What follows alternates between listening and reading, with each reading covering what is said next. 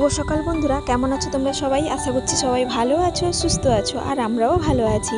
আমার আরও একটা নতুন ব্লগে তোমাদের সবাইকে স্বাগত জানাচ্ছি। তোমরা দেখছো Sangeeta kitchen with happy family.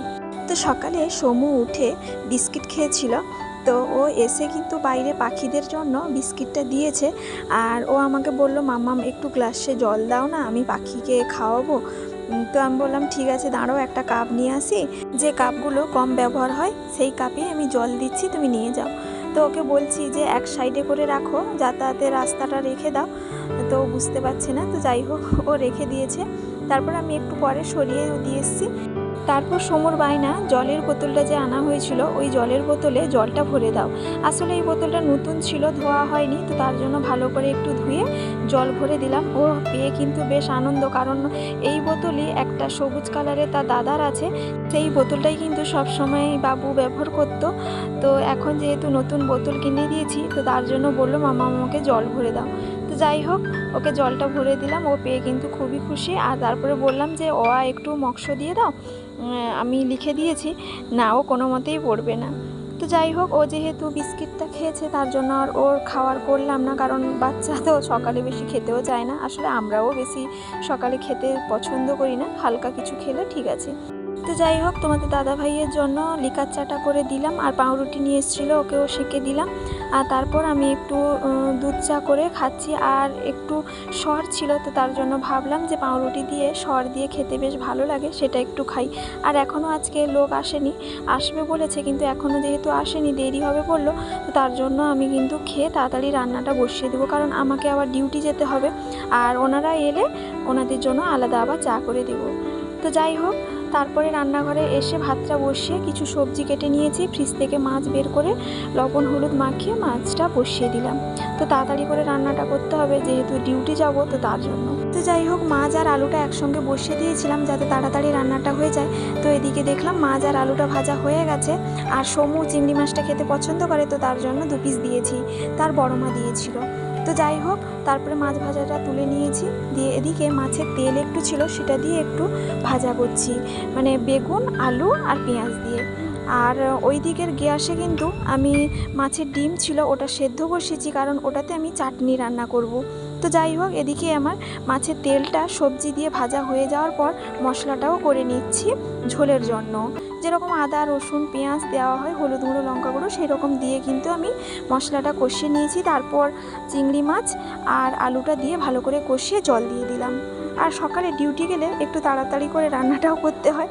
তো যাই হোক গ্যাসে কিন্তু এক সাইডে বড় বাটিতে তুলে দিয়েছি, তারপর আমি মাছের যে ডিমের যে চাটনিটা ওইটা বসিয়েছি।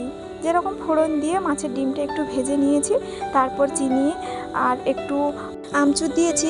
যেহেতু আমটা নেই আমাদের বাড়িতে, তো তার জন্য আমচুরটা দিয়ে চাটনিটা রান্না করলাম। তো যাই হোক রান্নাবান্না এখন প্রায় কমপ্লিট। এবার আমি ডিউটিতে চলে যাব, ডিউটি থেকে এসে তোমাদের সঙ্গে আবার দেখা করব। তো বন্ধুরা এখন ডিউটি থেকে এলাম, এখনও পর্যন্ত বাড়িতে ঢুকিনি। তো এখানেই যেহেতু গাড়িটা রাখি, তো তার জন্যই এসে দেখলাম কি কি কাজ হয়েছে না হয়েছে। এসে যখন দেখি লোকেরা চলে গেছেন। আর এই যে এদিকে রুমে দেখতেই পাচ্ছ যেটা আলমারি বের করানো হয়েছিল, ওইটার মধ্যে সাইডগুলোকে কেটে পাথর ঢুকিয়েছে যাতে এখানে আমি ঠাকুর রাখতে পারি। এটা হচ্ছে আমার ঠাকুর ঘর। তো এইভাবেই আমি সিস্টেমটা করেছি, কারণ অন্যরকম রাখলে ধুলো বালি এগুলো সব লাগবে, তো আমি এইরকমই করার চেষ্টা করেছি। তো যাই হোক যার যেরকম পছন্দ। তারপর চলে এলাম রান্নাঘরে। রান্নাঘরে তো কয়েকদিন আগে দেখিয়েছিলাম কি কি কাজ হয়েছে না হয়েছে, তো আবার একটু দেখিয়ে দিচ্ছি। আর ওই দিকে জানালা দিয়ে কিন্তু আমাদের প্রকৃতি পরিবেশটা বেশ ভালোভাবে দেখা যায়। তো এই ঘরে যখন আসবো তোমাদের সঙ্গে সব কিছুই শেয়ার করব, আশা করছি তোমাদের ভালো লাগবে। তো এই যে রান্নাঘরে যে আলমারিটা বের করানো হয়েছে, এটাতেও তাক সিস্টেম ভালোভাবে হয়ে গেছে, দেখতেই পাচ্ছ বেশ ভালো লাগছে। এরই মধ্যে কিন্তু বেশিরভাগ জিনিসগুলো থেকে যাবে। বন্ধুরা প্রতিদিনের মতো আবারও বলছি, আমার আজকের এই ব্লগটা কেমন লাগছে অবশ্যই কমেন্ট করে জানাবে। যদি কোথাও একটুকু ভালো লেগে থাকে একটা লাইক দিতে ভুলো না। আর যারা এখনও সাবস্ক্রাইব করোনি প্লিজ একটা সাবস্ক্রাইব করার অনুরোধ রইল। আর যারা অলরেডি সাবস্ক্রাইব করে দিয়েছো তাদেরকে অসংখ্য অসংখ্য ধন্যবাদ।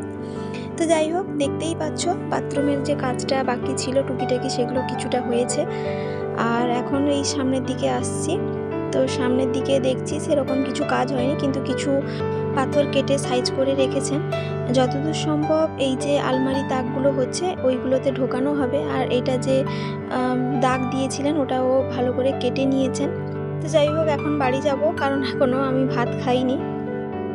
তো নতুন ঘর থেকে আসার পরে অনেকক্ষণ টাইমও কেটে গেছে। তো ওখান থেকে আসার পরে ভাত খেয়ে বাড়ির সব কিছু কাজকর্ম শেষ করে নিয়েছি। এখন বিকেলবেলায় একটু তরমুজ কাটলাম। তোমাদের দাদা ভাইও অফিস থেকে চলে এসছে, আর এখন একটু বিট লবণ দিয়ে সবাই মিলে একটু তরমুজ খাবো। আর তরমুজটা ভীষণই মিষ্টি ছিল আর লাল, দেখতেই পাচ্ছ। প্রথমে সমুকে দিয়েছিলাম, ও বলছে আমি খাবো না।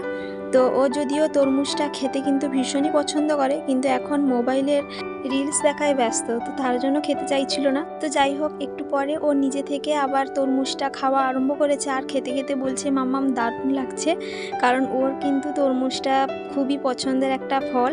তরমুজ বা পেয়ারা এইসব খেতে পছন্দ করে, আর ওর বাবার সঙ্গে একটু ইয়ার্কি ঠাট্টা করছে। তো যাই হোক, এখন সবাই মিলে একটু তরমুজ খাই। আর সমুকে দেখতেই পাচ্ছ বারবারই বলছে মাম্মাম দারুণ লাগছে। তো যাই হোক, তরমুজ খাওয়ার পর বেরিয়ে এলাম নতুন ঘরে যাব বলে। আর আসার সময় দেখতে পেলাম যে ফুচকা দাদাভাই নিয়ে এসছে।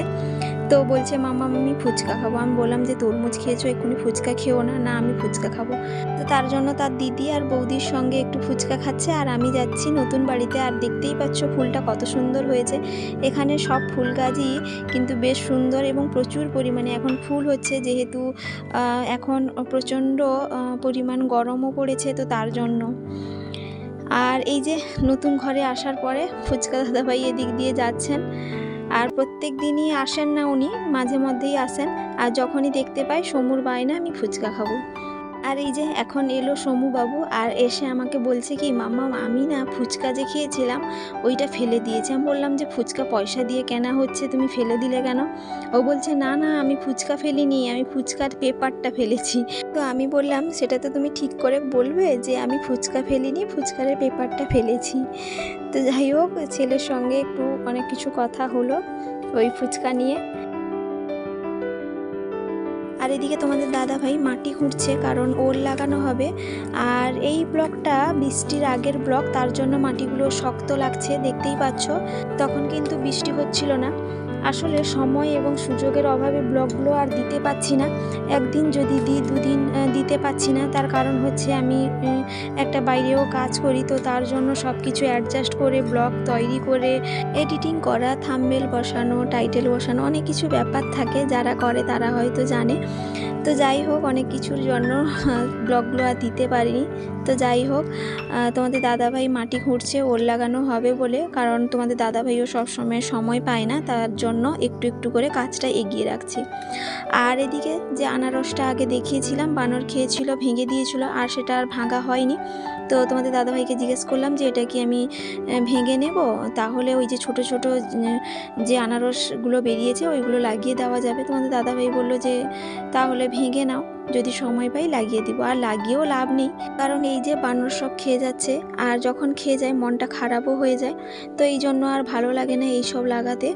তো যাই হোক, এই যে কুঁদরি গাছটা দেখতে পাচ্ছ, হয়তো অনেকেই বুঝতে পারবে না, কারণ কুঁদরি গাছ অন্যভাবে লাগানো হয়। তো আমাদের বাড়িতে এইভাবেই লাগানো হয়েছে, কারণ মা লাগিয়ে দিয়ে গেছিলো। আর ওই যে তারের মধ্যেই কিন্তু গাছগুলো উঠে গেছে। তো ওখানেই দেখছি কয়েকটা কুঁদরি ধরছে। তো যখন হয় না প্রচুর পরিমাণে হয়, যখন হয় না একেবারেই হয় না। তো যাই হোক, এদিকে দেখলাম কয়েকটা লঙ্কা পেকে গেছে, আর সেই জন্যই তুলে নিচ্ছি। আর সব সময় এইগুলো দেখা হয় না, সেই জন্যই যখনই পেকে যায় তখনই চোখে পড়ে যে পেকে গেছে, লাল হয়ে গেছে বা হলুদ হয়ে গেছে, তখনই কিন্তু লঙ্কাগুলো তোলা হয়। তো যাই হোক, আর এই যে শাকগুলো দেখতে পাচ্ছ, এগুলো হচ্ছে তেল পুঁই শাক। এগুলো পুঁই বিচুটির মতো কিন্তু খেতে লাগে, মানে পুঁই শাকের মতো খেতে লাগে। তো অনেকেই হয়তো জানবে, অনেকেই হয়তো না জানতে পারো। তো যাই হোক, যদি কেউ জেনে থাকো তাহলে অবশ্যই কমেন্ট করে জানাবে। আর এদিকে কয়েকটা কুমড়ো ডাঁটা হয়েছে, আর ওইদিকে তো নারিকেল গাছ হয়েছে। আর তারপর বাড়ি চলে এসেছিলাম। আর এই যে কলাকান্ধিটা দেখতে পাচ্ছ, এটা হচ্ছে সিঙ্গাপুরি কলাকান্ধি। তো কয়েকদিন ধরে হয়েছে, আরও একটু হয়তো বড় হতো, কিন্তু বানর এসছিল বলে দিদি বলল কি কেটে এনেছি, এগুলো সবাই মিলে অল্প করে নিয়ে নিব। তো দেখতেই পাচ্ছ বেশ বড় ছিল। আর এটা যদি আর কয়েকদিন যেত তাহলে কিন্তু বেশ মোটাও হতো, খেতে ভালো লাগতো। তো যাই হোক, তারপর তোমাদের দাদাভাই বললো একটু মুড়ি দাও।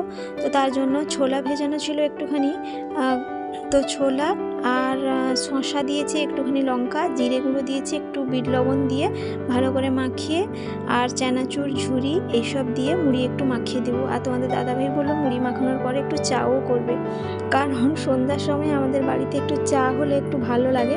তো যাই হোক বন্ধুরা, এখানে চা আর মুড়ি খেতে খেতে এখানেই ব্লগটা শেষ করছি। কেমন লাগলো অবশ্যই জানাবে, যদি ভালো লাগে একটা লাইক দিতে কিন্তু ভুলো না। আর যারা এখনও সাবস্ক্রাইব করোনি প্লিজ একটা সাবস্ক্রাইব করার অনুরোধ রইল। আর যারা অলরেডি সাবস্ক্রাইব করে দিয়েছো তাদেরকে অসংখ্য অসংখ্য ধন্যবাদ। সবাই ভালো থাকবে, সুস্থ থাকবে, আবারও দেখা হবে।